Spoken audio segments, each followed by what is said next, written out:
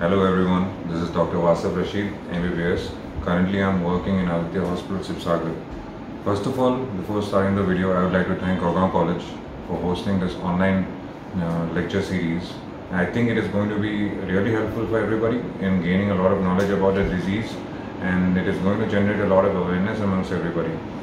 Okay, so today I'm going to talk to you guys about the global pandemic that we all are facing, which is known as the coronavirus infection, also known as COVID-19. So what is this coronavirus infection? This coronavirus infection is a pandemic, just like other pandemics that has happened in the past, such as plague, cholera, smallpox, etc. This is another pandemic that we all are facing.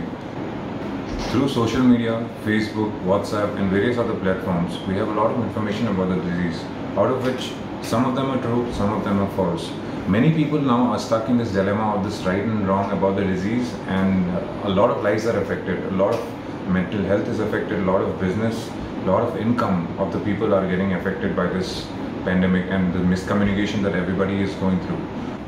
There's a lot of fear that has been generated amongst the people. People are starting to think, what will happen if I get the disease? Am I going to die? Is this going to be the end of my life? Let me tell you guys, it is not like that. This is a disease. It is a deadly disease, but it is deadly not to everybody. It is deadly to selected people only. And I'm going to elaborate about this in the video later. In this current situation, I think it is my responsibility to generate as much awareness as possible amongst all of you guys, so that you can not worry much about the disease and lead a healthy life. So let's begin with the video. This disease first started in Wuhan, China. Many people had gone to China for various purposes such as business, tourism and various other personal purposes. So when these people started returning back to their countries, and a few people started visiting other countries who had gone for tours, this disease started spreading amongst the people. It went from one country to another country to another country, and then it went on and on and on, and there is no end to it now. And we all know that the whole world, almost the whole world is suffering from the disease now. So the first and the foremost question that I come across as a doctor is that how does this disease actually spread? How does it spread? Let me tell you guys, this is a completely respiratory disease. This disease spreads only from your nose, your airways and your lungs, and nothing else. There are various droplets that are being produced in your nose, in your airways and in your lungs. So these droplets, when it comes in contact with somebody else, this disease might take place in that person. The virus enters your nose, through your nose it goes through your airways, to the airways, and it goes to your lungs, and it gets stuck to the cells that are present in your lungs, and it starts multiplying at a very fast rate, and then it starts damaging your lungs. This is the whole process how the virus acts. And once the lungs are a very important part of your body, and when the lungs get affected, your breathing gets affected, and your health gets affected. You start getting lazy, you start developing fever, and when the infection sets in, there are a lot of other complications that come with the disease. But let me tell you guys, the food that we eat, and if the virus is there in the food and we intake the food and it goes to your stomach, you will not get the disease, because there is acid in your stomach which is going to kill the virus, and you will be completely safe. Okay, another question that I come across is that will I get the disease if I eat non-vegetarian food? If I eat chicken, if I eat mutton, am I going to get the disease? My mother itself told me, don't have chicken. I have seen it in the news. You might get coronavirus. Let me clearly tell you that it does not spread through animal meat. You can totally eat non-vegetarian food and you will not get the disease. It is a completely human virus. It transmits only from human to human. No doubt that this virus was initially an animal virus, and then there was mutation between an animal virus and a human virus, and then this virus that we have came to this world. Okay, so that's why it is all called as the novel coronavirus. But presently, this virus is a completely human virus. It happens if you come in close contact with another human being, and that's it. You are not going to get it from your dog, from your cat, or from any other wild animal. That is not true. So don't worry, you can totally have mutton, you can totally have chicken. If you don't have it, it's your wish. You can still stay safe. Of course, it is a general precaution that we all should take. We should definitely wash our meat properly. and wash the vegetables and everything that we eat but thoroughly and cook it properly so that the virus gets killed in the process and we can consume the safe food. Okay, so first of all, how does this spread? I have told you before, it is a droplet infection. So this spreads mostly through cough. So there are two ways that a person coughs. One, the person covers the mouth while coughing, and another one, the person coughs in the air. So let me address the first issue where the person coughs in the hand. Okay, so let's assume I'm sitting at home, I have the virus and I have cough in my hand. After that, I have touched the water bottle, I have picked the water bottle up, and after that I had a sip and I put it back, and I touched the door handle, I opened the door handle, and then I went to another room where I touched the TV remote, I started watching TV, I touched my remote, I touched my various other things. Is anybody else going to get the disease if they touch the handle? Is anybody else going to get the disease if they touch the same water bottle that I drank from? Yes, they definitely can get the disease. There are various time limits where the virus can survive on respective surfaces and respective objects. And if a person that touches an object that has been already touched by a person who has been infected before, and the virus is alive, definitely you're going to get the virus. Okay, the next way of coughing. I am sitting in a lawn, I'm sitting in a park with my friends, and then I started coughing in the air and I have the virus. Let's assume that I have the virus. Will it fly in the air? Will it fly in the air? And if somebody else breathes the same air, is that person going to get the disease? No. The main concept that we all have come across is that the virus can travel a maximum distance of 1 meter to 1.5 meters only. After that, it is going to fall down and it is going to be in the ground, and it has a life that lifetime where it can survive in the ground, and after that the virus is going to die. So let me make it clear for you guys, the virus does not fly in air, and we do not have to worry about the air we breathe, and just close contact and maintaining social distance is enough. So what are the symptoms of the disease? Let me come to the symptoms. Let's assume that I have the virus, I have the disease. What am I going to have? At first, I'm going to have fatigue, which means I'm going to be very tired. I'm going to have a lot of body pain. I'm going to feel very lazy. I'm going to lie down in bed all day. And slowly after 2 to 3 days, I'm going to develop a dry cough. I'm going to develop a dry cough. I will be trying to take my cough out, but it is not going to happen. There's going to be an itch in my throat, and I'm going to be coughing all day long. After a couple of days, I'm going to develop a fever, which is a high grade fever. It is going to be more than 99 degrees Fahrenheit, and I'm going to have the fever for a couple of days. After that, after the fever subsides, I'm going to have sore throat. I'm going to have severe throat pain. I'm going to have throat pain, and I'll have difficulty in eating food. I'm going to have difficulty in swallowing things, and that's how the progression of the disease is. And towards the end, it is not everybody has got it, but studies have shown that loose stools, and that means diarrhea and vomiting, or tendency of vomiting, and stomach pain and symptoms like that, they come towards the end of the disease. So the most important thing about the disease is the traveling history. As it is a pandemic, like I have told you previously in the video, this is a pandemic. It started in China and it started spreading in this whole world. So the most important thing that we need to keep in mind is the traveling history right now, that if the person has visited some place where the virus infection is more, or if the person has visited any place outside their hometown, and then if they have gone somewhere where somebody else has come, or if any of their family members have gone outside, the traveling history is the most important thing that we need to ask. If they have gone in the last 14 days to any place, then we need to currently keep in mind that it might be the infection that is causing all these symptoms.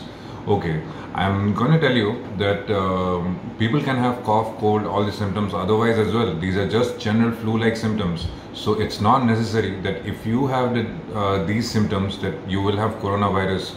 You might not have coronavirus, but you still might have all these symptoms. So there's nothing to worry about. Okay, don't be scared. If you have a cough, if you have a sore throat, if you have a headache, and if you have fever, you might not have coronavirus. So let me tell you about the prevalence of the disease. Let me tell you very clearly that only 80 to 85% people they develop mild symptoms, very mild symptoms. All the symptoms that I have told you before are going to be very mild. You might or might not even get affected by it, but the rest 10 to 15%, the symptoms are going to be very severe. If the symptoms are severe, such as you're not able to breathe, which is also called as breathlessness or dyspnea, if you get symptoms like that, you might need ICU admission, and you might need ventilation, and we need to start you on immediate treatment for all the symptoms that you are showing. Till now, we have seen that this disease is not happening a lot in kids, okay, but let me tell you that the kids are not totally safe. It might happen irrespective you are a kid, you are old, but we have seen that the disease happens to people who are above 60 years old, 60 to 70 group. The age group is the main target that the virus has taken, and the main reason behind this is the immunity of the people. The immunity of the older people, it comes down, and the virus finds that as a good host, so that to multiply fast, and then it starts eating up your lungs, and then you develop all the symptoms, and you might develop a very serious condition where you'll need ICU admission. Okay, and one more thing that I want to specify is that the underlying disease, if that elderly person above 60 years old, if the person has any other disease such as diabetes, hypertension, or if they're suffering from any other immunocompromised disease such as HIV, such as some kinds of cancer or anything like that, if the immunity of the person is low, in simple language, you are at a very high risk of developing the disease, and it might be fatal in persons who are above 60 years old, above 70 years old, and specifically older people. Okay, so what are you going to do now? You are sitting at home with your family, with your friends, if you're married, with your kids, and you start developing all the symptoms that I mentioned. What is the step that you're going to take? The first thing that you need to do if you develop the symptoms is that you need to call the helpline number that has been provided by the Government of India. Every time you call your friend or you call somebody, the number pops up. They keep telling you. We don't pay attention to it, but it is very important. Call that number, and then you tell them about the symptoms. They're going to ask you about how this started, and if you have any traveling history and various other things, the criteria that the government has made to diagnose this disease. After that, if they think that okay, that this person is eligible for the coronavirus infection and he might have it, they are going to do a swab test. Currently in India, only the government institutions, only the government medical colleges and other hospitals are conducting the coronavirus test. So they are going to take samples from your throat, from your nose, and they're going to test it. So what happens if the test comes positive? The first thing you need to do is not panic. Do not panic. You should not panic at all. It is a very important thing to do. You need to be calm, and you need to think, you need to plan it, you need to think, how do I treat the infection, how do I come out of it, and not panic. And then don't worry, it is not the end of life. People are getting healed. Remember the time I told you the percentage that the people are suffering, 80 to 85% people are suffering only from mild symptoms. Okay, so you don't have to worry about it, and you definitely can go to the respective hospital, and there you're going to be kept in quarantine for 14 days. You're going to be kept in quarantine for 14 days. You might have to take the medicines if you had developed a fever, if you develop cold, if you develop sore throat and various other symptoms. You will be given the treatment for the same symptoms, and after 14 days, if you are completely fine, then they're going to send you home. They're going to send you home, and you need to be in home quarantine for another 14 days, and you're going to be absolutely fine. There you are. You can lead a healthy life. At the hospital, you're going to be kept in a ward which is known as the isolation ward. Okay, so people start thinking, what is this isolation ward? Are they going to put me in jail? Are they going to separate me from the rest of the world? Am I not going to come back to my friends and family?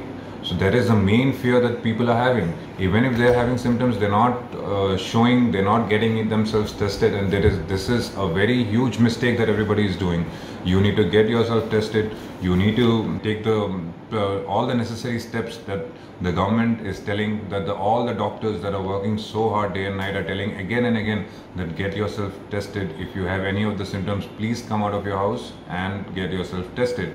By getting yourself tested, you are putting yourself in a safer position and your family and friends in a much more safer position.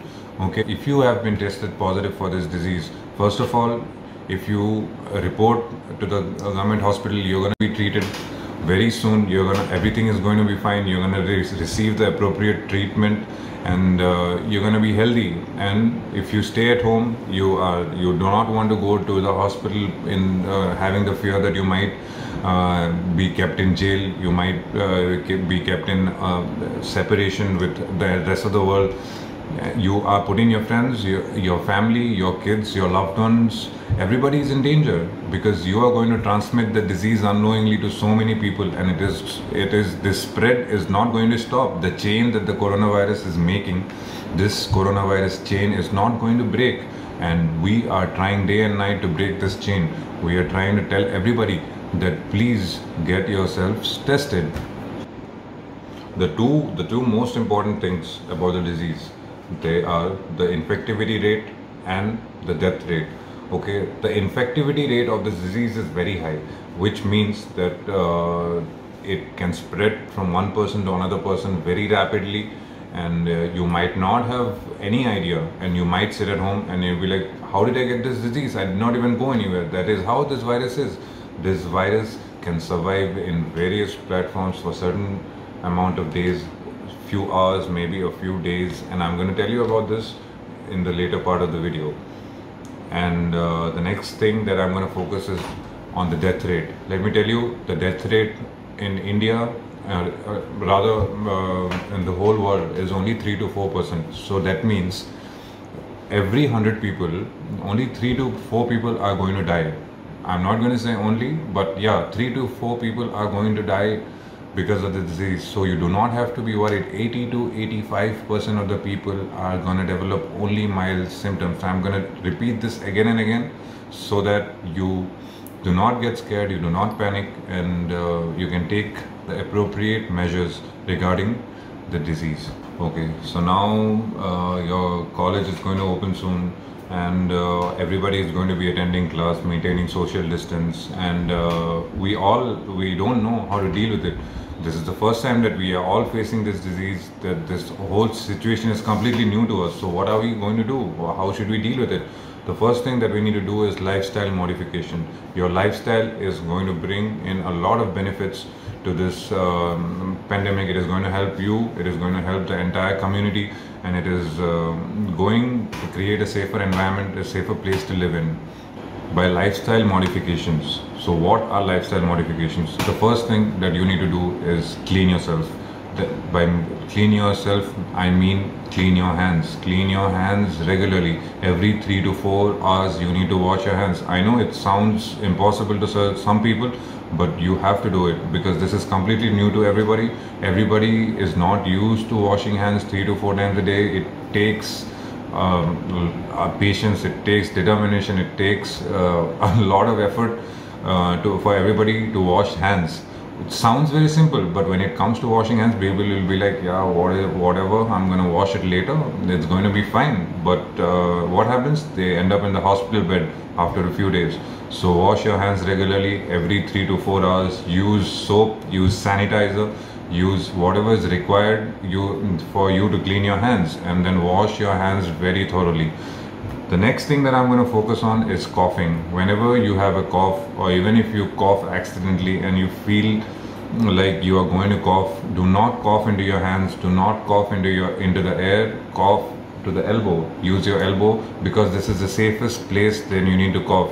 All these things have been told to you guys by the news, by everybody, but I'm reminding you again and again, this is a wake-up call for everybody, that coughing in this manner is going to help you a lot. Make it a habit in the future also, even after the pandemic is over. Hopefully it is over. You are going to develop this habit. This is going to help you a lot.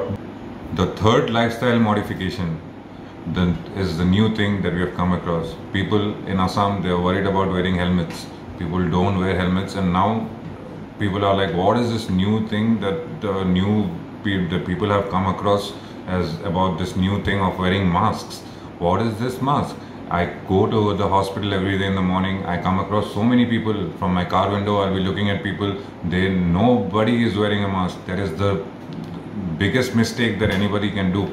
Okay, let me tell you, if you're sitting at home, if you are completely safe, you have not traveled anywhere, you do not need to wear a mask. That is completely fine. At home, sitting, watching TV and spending time with your family and friends, you do not have to wear a mask. If you are not in a crowded place, you do not have to wear a mask. But when you go outside, when you know that you're going to meet so many people, you're going to come across somebody, you cannot just ask somebody from 5 feet away that do not come near me and all. They are eventually going to come near you. They are going to talk to you, and accidentally, if they cough or any of the droplets, and if any of these droplets they enter your nose through your windpipe, it goes through your lungs, you're going to end up getting the disease. So why do you want to go through any of that? You should definitely wear a mask when you're going outside. Now that the government has opened up everything, which is not the good thing to do, but I totally understand that they have to open it. So now that everything is open, whenever you're going to a crowded place, whenever you're going to a shop, whenever you're going to a market, whenever you know there are going to be more than 3 to 4 people around you, you have to wear a mask. You have to cover your nose. Though that is the most important thing. People wear a mask and they put their nose out. How is it going to work? I just told you, it enters through your nose. It goes through your windpipe and it goes to your lungs. So even if your mouth is open and your nose is closed, you are still a little safe. But if your nose is out and your mouth is closed, it's of no use. There's no point wearing your mask. So you should definitely cover your nose, and there is a bender, you need to bend it, you need to seal the entire thing around your face, and then you need to go outside. And if you talk to people, you should definitely maintain the distance that I've told you before. There is 1 meter to 1.5 meters. You need to stay at a distance and talk to people. You, me, and all of us together, we can beat this disease. That's what I believe in. And then if all of us try, everything is possible. Okay, so this part of the video, I'm going to focus on various questions that come across everybody. They all face a lot of questions. We all face a lot of questions during this pandemic. What are these questions? How is the character of the disease? And we all don't know. Everybody wants to know, but we are not getting the right information. So the first question that we all come across is, what are the chances of reinfection? So am I going to get the disease again? If it happens to me once, if my friend got the disease, is he safe to the disease in the future? Is he going to get the disease again? Okay, so let me tell you, this disease is a viral disease. So what happens when this enters your body? Your body is going to develop antibodies against the disease. So what will happen is, when it develops antibodies to the disease, the next time the virus enters your body, your antibodies are going to fight for it. Your antibodies are going to attack the virus, and you won't get the disease. So you are safe, but I cannot guarantee you lifetime immunity. After a certain age, after a certain time, you might get the disease again. The next question that we all come across is, can this virus be transmitted through objects such as notes that we all use in a day-to-day basis? Can it be transmitted through ATM cards? Can it be transmitted through other objects or polythene bags that we bring, groceries and other things? So let me tell you the lifespan of this virus in various objects. Okay, so in aluminum, this virus can survive up to 8 hours. In air, it can survive up to 2.5 to 3 hours. In steel, it can survive up to 3 days. In wood, it can survive up to 5 days. In glass, it can survive up to 5 days. In cardboard, it can survive for only 1 day. In plastic, it can survive for 3 days. So accordingly, you can differentiate the categories of the objects and the time that I have told you now, and then you accordingly you be a little cautious about touching things, and then be a little fragile for a couple of days. Let us all get rid of this pandemic, and everything is going to be alright after that. You're going to lead a normal life. Another question that we doctors have come across is that do we need to wash our vegetables with Dettol? So many people have come, doctor, this coronavirus has given me a lot of tension. Should I wash my vegetables with Dettol? Should I wash my groceries or everything that I get from the market? Should I clean them with Dettol, and then after that should I cook them? The answer is no. You are not supposed to wash your vegetables with Dettol and then cook them. Dettol itself is very harmful if ingested. You might see the mark on the bottle that it says it's very harmful, and then keep it out of reach. Do not consume Dettol. Okay. In fact, Dettol is very harmful. So what we can do is you can wash the vegetables with the soap that you wash your dishes with. You can wash it with liquid soap, and you can cook them, or you can dip them in a bowl with salt in it, and then leave them there for some time, and then after that you can rinse them, and then you can cook them thoroughly, and the heat is going to kill the virus for sure, and you can consume it. The next question that I've come across is the use of hydroxychloroquine. Okay, so I've come across many questions like, doctor, should I take this medicine? This medicine is said to be very useful, and then I've heard things that this tablet is going to keep me safe from coronavirus. Is this true? Let me tell you guys, this is definitely not true. There are studies that has seen improvement in the disease with the use of hydroxychloroquine. This is an anti-malarial drug. That means that this drug is used for malaria, and you are definitely not supposed to take it without the prescription of a doctor. And people who have heart diseases, it is very, very, very harmful. I have come across news where it said that people have taken this medicine and died immediately. Definitely it is going to happen if you do not know. So many people don't even know if they have any heart disease. These are all silent diseases, lifestyle disorders that you might be having, and you might consume this tablet, and it might lead to very severe conditions that might not be treatable later. Another question that I've come across is what is immune system? Immune system is something, it is basically, in simple language, it is your body's capacity, your body's capability to fight diseases, to fight bacteria, to fight other things that are going to harm the body. If any foreign substance enters your body is going to react to it. And how the body is going to react to it? It is through the immune system. So if your immune system is strong, you are in the safer side. I'm not saying you won't get the disease. Okay, even if your immune system is good, and you are amongst people who are having corona, you will definitely get it. You will be tested positive for corona, but you might not develop symptoms for the disease. You might not be in the 10 to 15% category that I have told you before, who might need ICU admission. Your symptoms might not be that severe, but you will definitely get the disease. So what you can do is, everybody at home can take precautions and can boost their immunity. I'll explain it to you how you can boost your immunity up, how you can improve your immunity, how you can make yourself safe as your college and all, everything is opening up. Soon you're going to start attending colleges and start attending lectures, classes and everything. So you can boost your immunity, you can help your immune system grow and be on the safer side of this pandemic.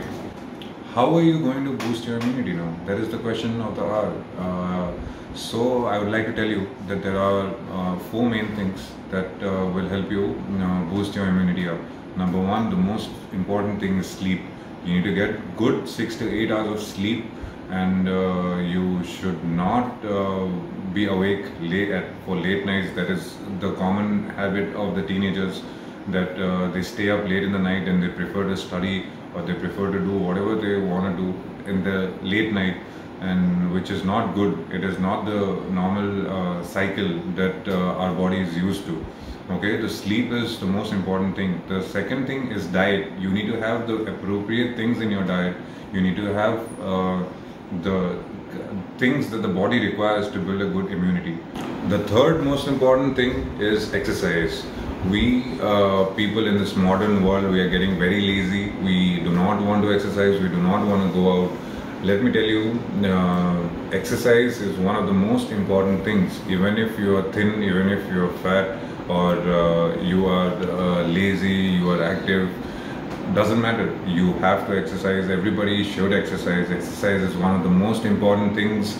Even if this pandemic would not have happened, everybody should exercise. There are so many diseases that can be treated via only exercise and diet and sleep.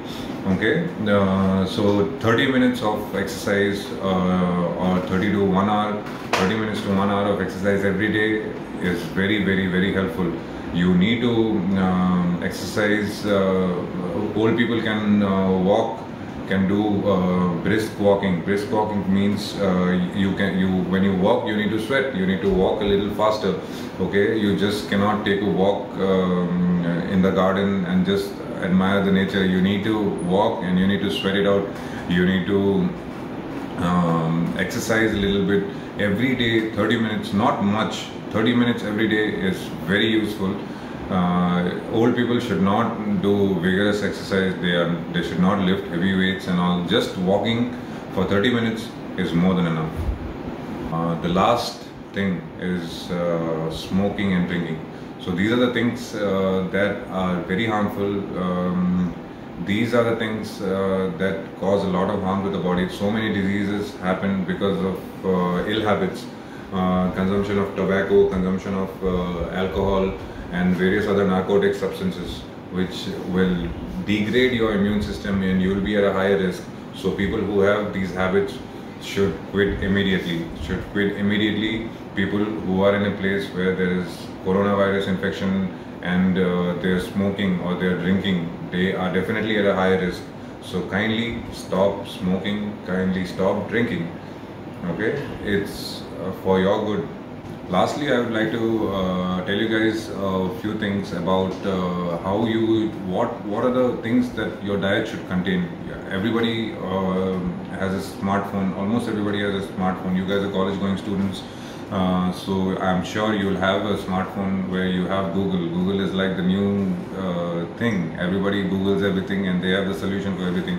So why don't you just Google diet that contain these things? The most important minerals that are required for a good immune system is number 1, vitamin C, number 2, vitamin E, number 3 is zinc, number 4 are beta carotenoids, and number 4 are omega-3 fatty acids. These are very essential. So you can find these things out. You can find the dishes that contain all these things and you can consume it. It will definitely help you boost your immunity. So this was a brief lecture or whatever you want to call it. This was a brief video about creating general awareness, about this pandemic that we are going through. I hope this video is useful to you guys. Hope you have a good time when the college starts, and everybody, I wish you all the best. Hope you do good in life, and any questions, any queries regarding the pandemic or any queries regarding any of this, you can put it down in the comments, and that is it. Thank you so much, guys.